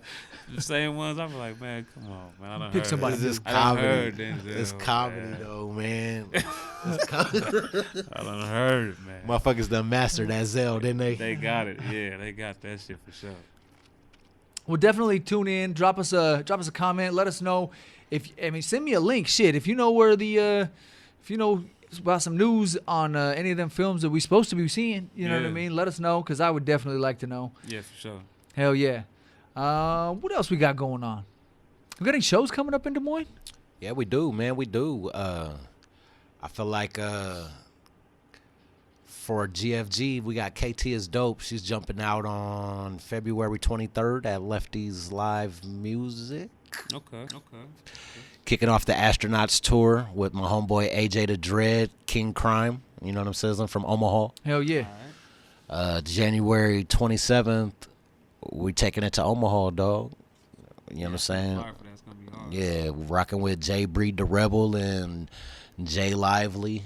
That's the Omaha cat, so that's just gonna be dope as fuck. You know what I mean? On a funny note, today on Facebook, my homie, who knows I'm all about hip hop and stuff, tagged me in one of your flyers and was like, "Bro, did you see this?" And I was like, "Oh yeah, appreciate that, bro." What flyer? It's my homie Ryan. It was for the talent show, I think. Okay, yep. But yeah, as soon as I saw it, I was like, "Oh yeah, good looking, dog. I appreciate you." He said, "Yeah, I don't know that motherfucker." Yeah, appreciate it. I wouldn't have known nothing about this. But he was looking out though. You know what I mean? No so doubt. I appreciate it, and then let y'all know. You know what I mean? People are seeing them. So. That's beautiful. That's beautiful. Hell yeah. Yep. That's dope. So. That's beautiful. Way it's supposed to be. Yeah. I saw Omaha had another big show coming up. I'm trying to remember who the fuck was on it. It kind of caught my eye, just because it was well, okay, so there was two of them, and the second one I'm struggling with who the name was, but that R.A. the Rugged Man and Onyx are back on tour right now. Yeah, I seen that. Or maybe it hasn't quite kicked off yet, but shout out Onyx. yeah, you know what I mean. That would be dope for me to see both of them, because I'm a huge fan of both of them. Mm-hmm. But Onyx, I grew up listening to Back the Fuck Up and Slam, and you know what I mean. Who was it? Which one was it? Fredro was in. Sunset Park. Yep, Sunset Park. Sunset Park. Sunset Park. He was What on Moesha time too, is wasn't he? it? Wasn't he on Moesha? Moesha, Save the Last Dance. Yeah. Yeah, Fredro did his thing in the movie. Sunset Yeah. Park was my shit. And Sticky Fingers had a couple of roles too. Usually like Yeah. a little bit smaller roles or Man, whatever. that fool But playing Blade though. What? Man, What was that movie where Sticky Fingers, his name was Mathematics, in the jail? What was that? I can't think which one. You know what I'm talking I about? know which one you're talking It was a movie. And he was it was in prison. His name was Mathematics. Fuck. I know which one. What movie you're talking about? I can't think of what it's called. Dead Man Don't Talk. I forgot. I couldn't believe they had that fool playing Blade. We ain't gonna let that part go. That's crazy. But yeah, it'd be dope to, I think it's cool that some of them cats from the 90s are back out touring again, because I didn't have the opportunity to go see it when I was a little kid. So now to be able to see people I idolized and shit, and to actually go and interact, I have no problem going to Chicago or LA. And you'll honestly probably get a better show from them now that they're older and shit. Yeah. But these young dickheads don't even got no respect for these people, man, because they don't know who they are. Right. Like, tell some of these young guys Onyx is going on tour. They be like, what the fuck is a Onyx? Yeah. Right. Now, see, me personally, I didn't really listen to that shit. Yeah, I hear you. I didn't really But listen you, to them, but you respect it. Yeah, no question. Like, Hell the best yeah. show I think I've ever been to was Method Man and Redman, bro. Like, as far as me going as an artist, watching people perform and how they perform, that was the best show I've ever been to. I saw them at Cervantes in Denver. They fucking set it off, because Denver was legal weed, so everybody was smoking. Redman and Method Man were smoking on stage, and Young Dirty Bastard lives in in Denver now, and so he jumped up on stage and they did some of the old cuts with his dad, with Young Dirty Bastard doing his dad's lyrics. Oh, that's dope. And so so it was fire as fuck to watch him. I've actually seen him twice. I got to see him at Red Rocks, up in the mountains in Denver, and Ghostface was with them, and Raekwon I think was supposed to be there. It was like one of their 420 parties that they throw up at Denver. Yeah. But I think I might be fucking it up. Raekwon I don't think made it. One of them didn't. He missed his flight or had flight issues or whatever. Yeah. But that shit was dope as fuck. We actually got to meet Redman after the show. He was signing CDs and like. They're cool. Oh, laid back cool. as fuck, bro. Like I think I seen them at Woolies. They came here to Woolies. Yeah. Smokers Club tour. Yeah, and we went to that, and everybody was doing the same shit. Everybody was smoking. They got in the crowd and had everybody their hand up. They stood on the crowd. They was out there like walking on the hands. They was cool. You could tell they cool, but the way they performed together, I ain't never seen nothing like that. And it kind of was dope to me because I'm in a 2-person group. You know what I mean? So I'm watching how they interact and how they perform together, and I was like, I ain't never seen nobody better at this. I thought that dope, like, he does 8 bars, he does 8 bars type of rhythm. Yeah. I mean, that's like kind of like some Run DMC or like, you know what I mean? Like some Rick Rubin type of vibe, you know what I mean? Something from back in like the late 80s, early 90s. But I mean, they definitely mastered it without a doubt. But I always thought that was dope how, and I think the earliest I remember it was Run DMC, where somebody would start off a set of bars and they would just go back and forth, you know what I mean? And 4 bars, or whatever it was, and really break down a rhyme like that. But that kind of harmony really adds a whole different layer to a track. Yeah, dude. There's a lot of people that's dope when you think about So shit.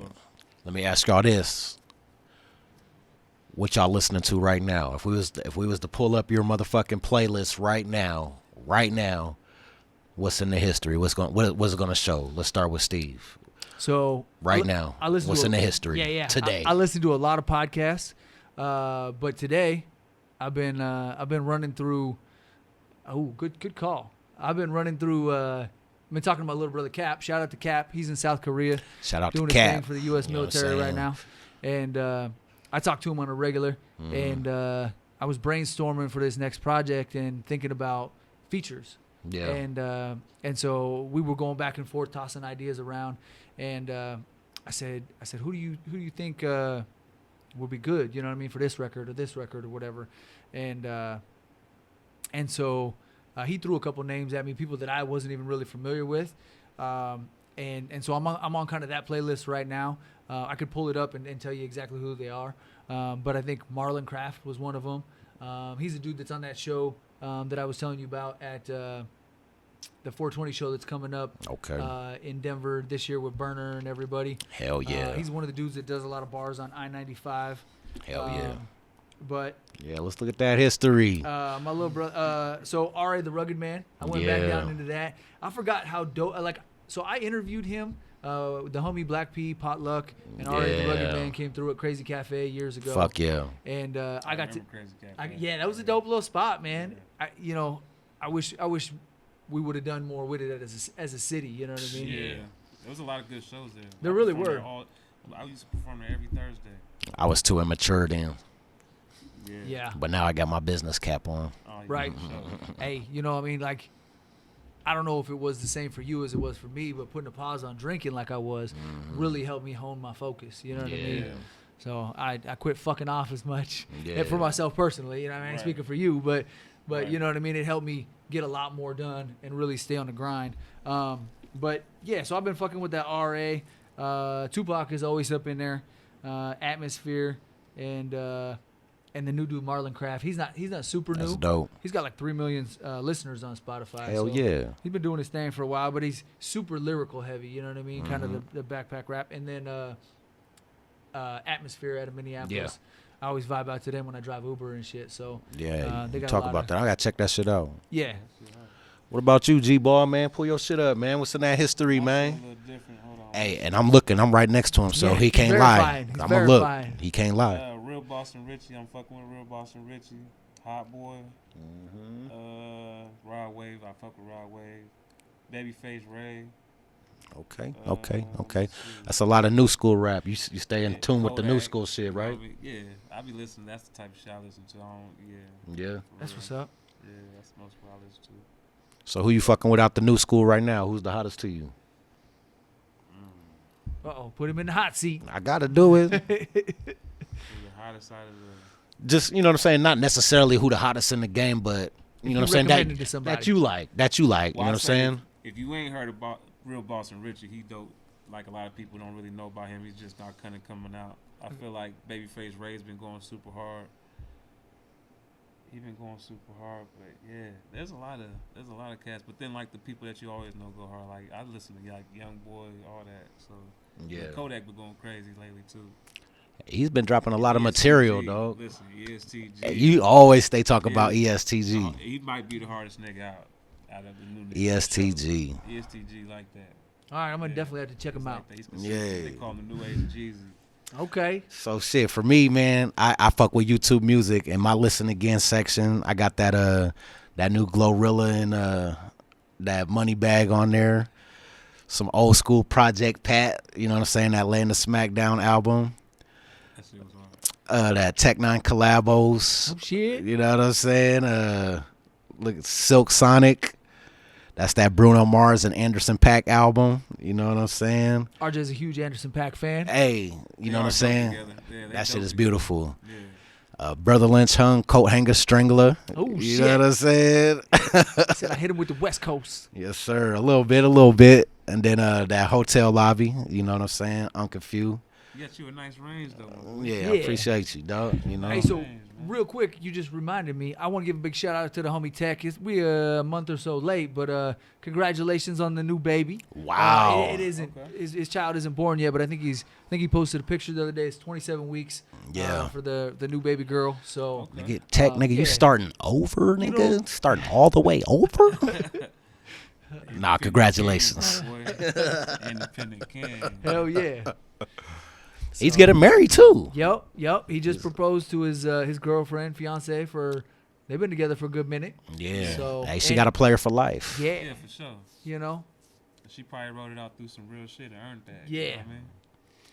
So that mean after shows he not closing with I'm a player no more? Yeah. I mean, I think he still does it for the fans, but he gives them a wink at the end. You know what I'm saying? Like, hey. You know, you can't change no tradition. I love you, but this is what I do. Yeah. Right. Baby, I do it for the fans. This ain't got nothing to do with that. You know, it's all good. He said hit him with the wink.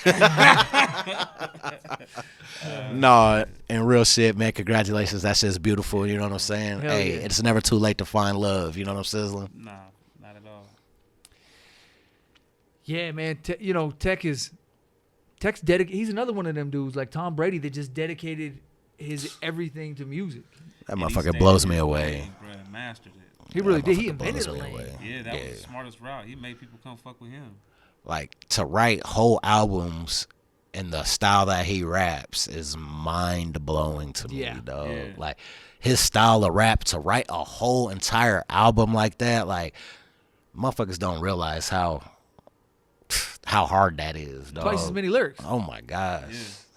Tech Nine is incredible. You know Yeah. what I'm saying? Plus- He's on my Mount Rushmore. Yeah. Oh, without a doubt. Plus He's his on my Mount ability Rushmore. to ride the beat like that. You know what I mean? I mean, he was the first one to start fucking with opera and bringing in, you know what I mean, sampled opera music. And then having all that churchy gospel shit blended into it too, Yeah. man. Like, he's a genre bender, dog. He really is. Like, And then he got a cult following for real. no doubt. without a doubt. No doubt. Imagine what he makes on merch, bro. Oh, bro. Like, there's only certain people that could come in that lane and really kill on just merch. People that I know that are Tech Nine fans, bro, you go to their crib, they got Tech Nine shit everywhere, bro. I could personally say I'm one of them dudes. Yeah. I worked for him. Me too. You gotta respect that, though. Yeah, I worked for him from 2006 till they ended the position across the country, from 2006 to 2020. Some. And about 14 years. And I got to go down to the studio or the studio and the office a couple times. That's dope. And bro, to get to see they merch, like, I mean, the warehouse is bigger than. That's why I seen that video of that. It's Oh, crazy. yeah. They got a big dumbass warehouse full Yeah, of shit. they have 4 of them. Yeah. They say he's the richest independent person. He's in ever, the ain't he? Forbes list every year. Yeah, it's crazy. Yeah, the #1 independent hip hop artist globally. The same lane, bro. Yeah, him and Trav just banging that drum Yeah. from day one. The same You know lane. what I mean? That's And crazy. then just taking that money and investing it for their families. You know what I mean? Like in one of the documentaries, they go behind the scenes and he's talking about Trav taught him about buying apartments, and so, you know what I mean, like there's people in Kansas City that are renting apartments from Tech Nine. He owns apartment complexes and shit, and he's, you know, taking the dope as hell. money, buying up. Hey, and you know, properties. Hey, and you know, motherfuckers is honored just to rent. You know what I'm saying? Just because he owns the building, we live in here. We live here just because Aaron owns it, nigga. Right. That's what they write my check to Mr. Gates. You ain't no boss. Yeah. That's what they always say. You ain't no boss. You can buy back your hood. If you What? And speaking of that, who goes back and puts people on more than him? I can't think of another rapper. I love it. There's a lot of them that fuck with the homies. You know He's done so much for Kansas City, dude, and he reps Kansas City so hard. Like, he's been out for a long so time. hard. Yeah. And you got people in the world that the only reason they know where Kansas City is or anything about Kansas City is because him. 100%. The country knows about Gates Barbecue because of him. Without it's kind of crazy because if you know a lot about Kansas City's music scene, he's not even nothing like none of them, bro. Yeah. He ain't like Rich the Factor and all them. Yeah. Right. You know, that's what the type of Kansas City music I'm used to, but... And that goes back to when you said he stayed in his lane. He found him, bro, and he did his shit, Yep. He, you know, big shout out to RJ. RJ used to work with them at Chapman back in the day. You know what I mean? Okay. He Shout out RJ. Keith and Kev and Tech and the 57th Street RDVs and a lot of them dudes, Big Scoob and, you know, them dudes way back in the early days. That's sweet, nigga. So, there's a lot of talent in this room tonight, but just... Hold up. You know, I got to do it. I got to, you know what I'm saying? I got to hit him with the hot questions. First Tech Nine song that you ever recall hearing? Ooh.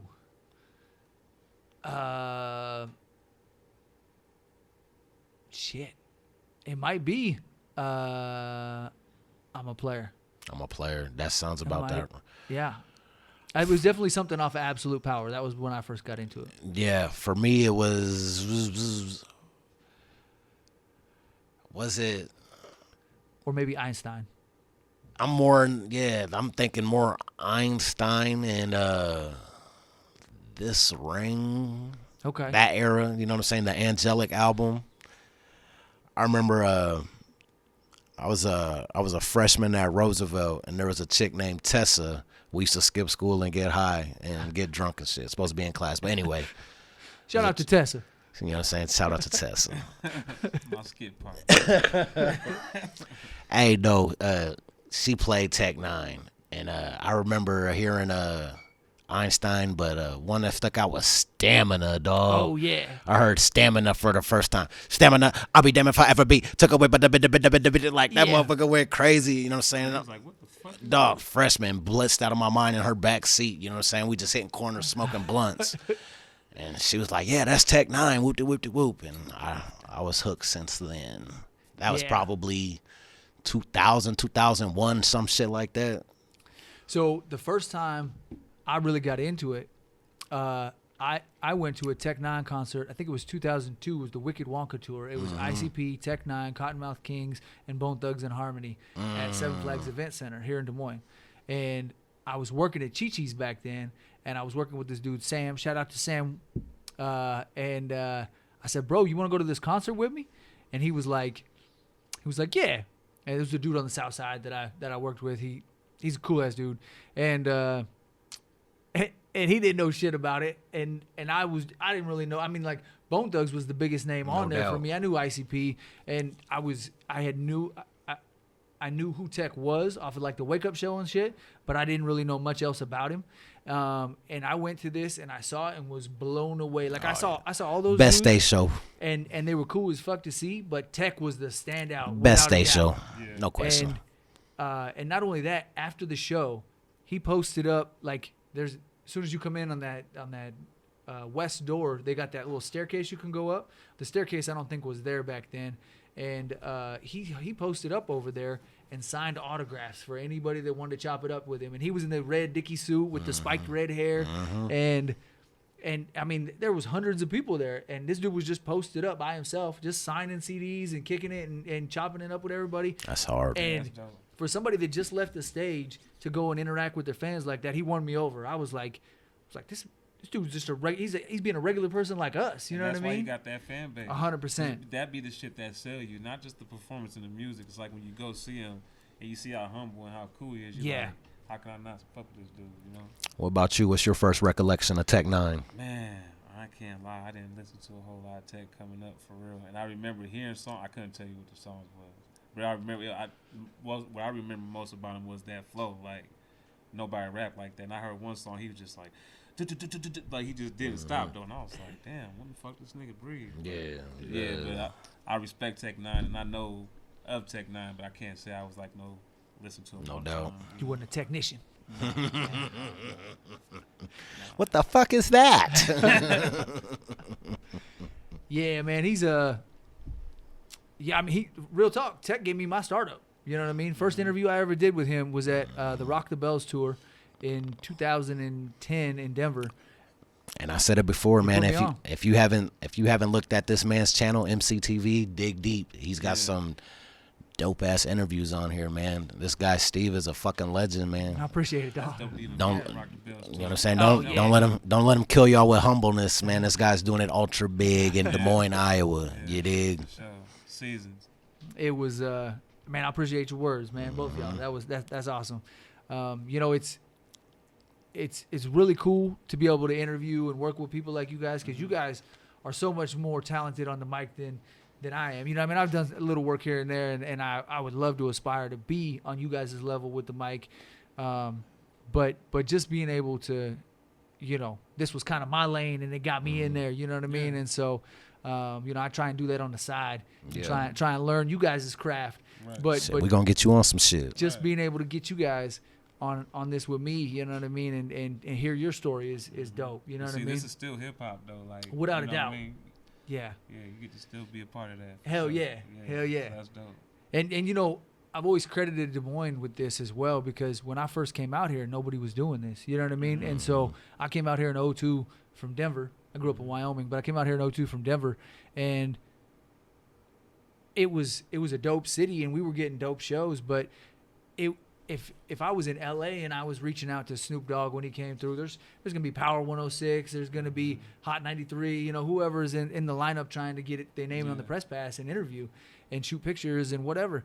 But in Des Moines, nobody was doing it. Zero exposure. More people are jumping on it now. Yeah, but it was zero exposure for a long time. If you wasn't here in the scene, you don't know too much about nothing, you know. And so I was always watching who's coming to Valère, and I was like, I'm trying to hit him up right away, like, yo, what up? I got an interview with this dude. You know what I mean? Can I do an interview with you? That's dope. And like I said, you know what I mean? Tech really put me on in the beginning was kind of what opened the door, because people were like, oh, he's fucking with him? Yeah. He's fucking with him? And so it kind of gave me my resume to be like, I fuck with him. And then he would come through with a big tour and bring somebody like Freddie Gibbs. I didn't actually get to interview Freddie Gibbs or anything. Yeah. But he would bring somebody like that. And so it would plug me in with you didn't interview Freddie Gibbs. You just slept on his couch one time or two times, you know. We ate a meal together at Taco Bell. See what I'm saying? That's dope. And y'all thought I was bullshitting. Hello. I'm talking shit. I'm talking shit. But we got the Taco Bell hangout. I was Wiz Khalifa. Me and Wiz. It was Wiz. Me and Wiz was kicking it at Taco Bell in Hollywood. That'd be hard. He ain't bullshitting. Yeah, that'd be hard for real.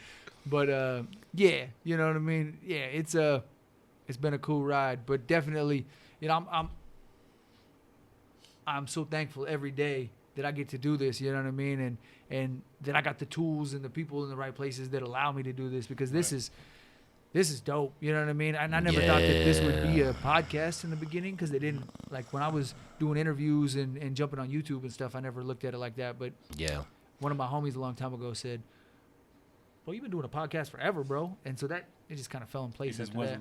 Called, exactly. Yeah. Nigga, I'm blessed that you even let me be a part of this shit, dog. You know what I'm saying? I'm just, like my man, the future say, I'm just happy to be here. You know what I'm saying? And you earned your place, bro. Man, thank you. Shit, I just want to both y'all. I just want to give a platform to motherfuckers from Des Moines to speak on. You know what I'm saying? And bring some people that I respect on here, you know what I'm saying? Let them tell their story, like my man Z-Ball. You dig? Hell yeah. You dig?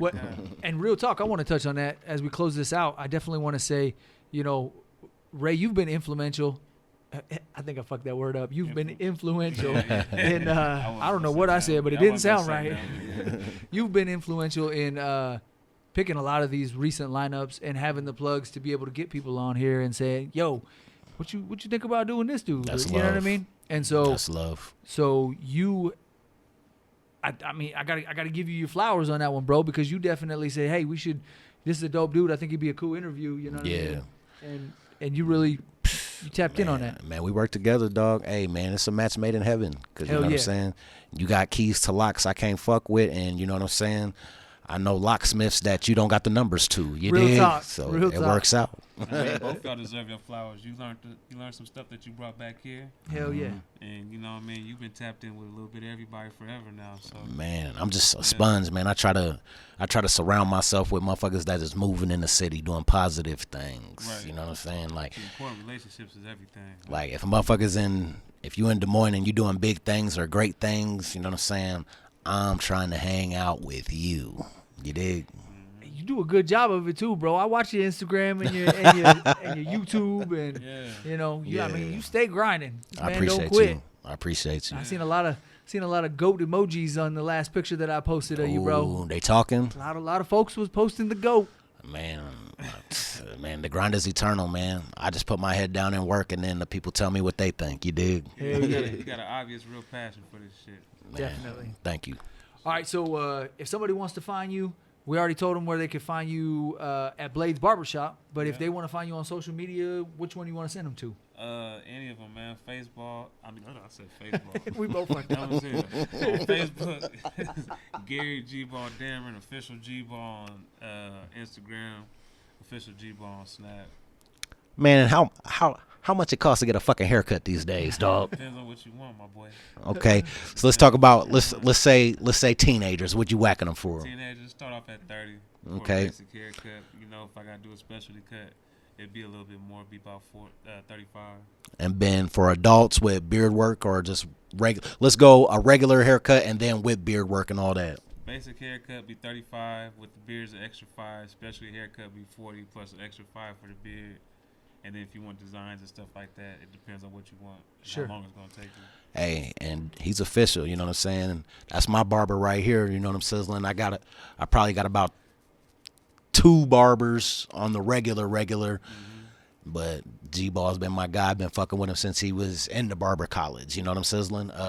Women, kids, men, whatever. I got you all. Hell yeah. Kids and then what app can they book with? How do they, you know what I'm saying? I'm on Booksy. So G-Ball the Barber, all one word, .booksy.com. You go on there, book an appointment, and I got you. Dope. Yeah. And get your ass down to what the fries. You know what I'm sizzling? Book me soon though, because my schedule is limited now that I do the food shit, so it fills up quick. Hey. And the price is going up, motherfucker. The price is going up. That's right. That's right. and it just went up, and it's about to go up again. You better tap in while you can. Get in there while you can. My guy, man. Sure. Hell yeah. Food truck too. You better tap in with that for that price to go up too. Man, shout out to my guy RJ, man. My guy. You know what I'm saying? Hell yeah. Yes, sir. He's definitely a key player up in here, running the sound and holding it down. Right. On many levels. Right. So, all right, man. Well, with that, it's your boy, that motherfucker Steve. This is EmceeTV, the podcast, coming at you live from Lightroom Studios in Des Moines, Iowa. And today's guest was G-Ball and Big Ray West, B-I-double-G. You know what I'm saying? Repping the west side of Des Moines, not to be confused with the coast. You dig? And we appreciate you tuning in. Until next time, we out. We've been known to snatch a piece or two. Y'all can't take over cause we gon' eat the you. Rock steady like a ginger brought Aretha through. This shit torture and I'ma keep feeding you. On that East Coast shit, y'all better duck down. Price on his dome, 5 on it like yuck mouth. When the plug get knocked, that's when the price jumps. American Nightmare, that's where the Spice One. Rappers running like Ricky in the alleyway. Putting an end to the week, no Saturday. They want static, get it shaking like Cassius Clay. Passionate thugs mixing Douce with Alizé. Don't play with us, them moves ain't got you safe enough. Yellow fuck 'em like Smokey off the angel dust. My life so real, sounds like I made it up. Been up so long, I don't remember waking up. Dangerous, softer than a razor's touch. We hit that script and get the caking up. God hate ugly, so ain't no saving us. Been up so long, I don't remember waking up.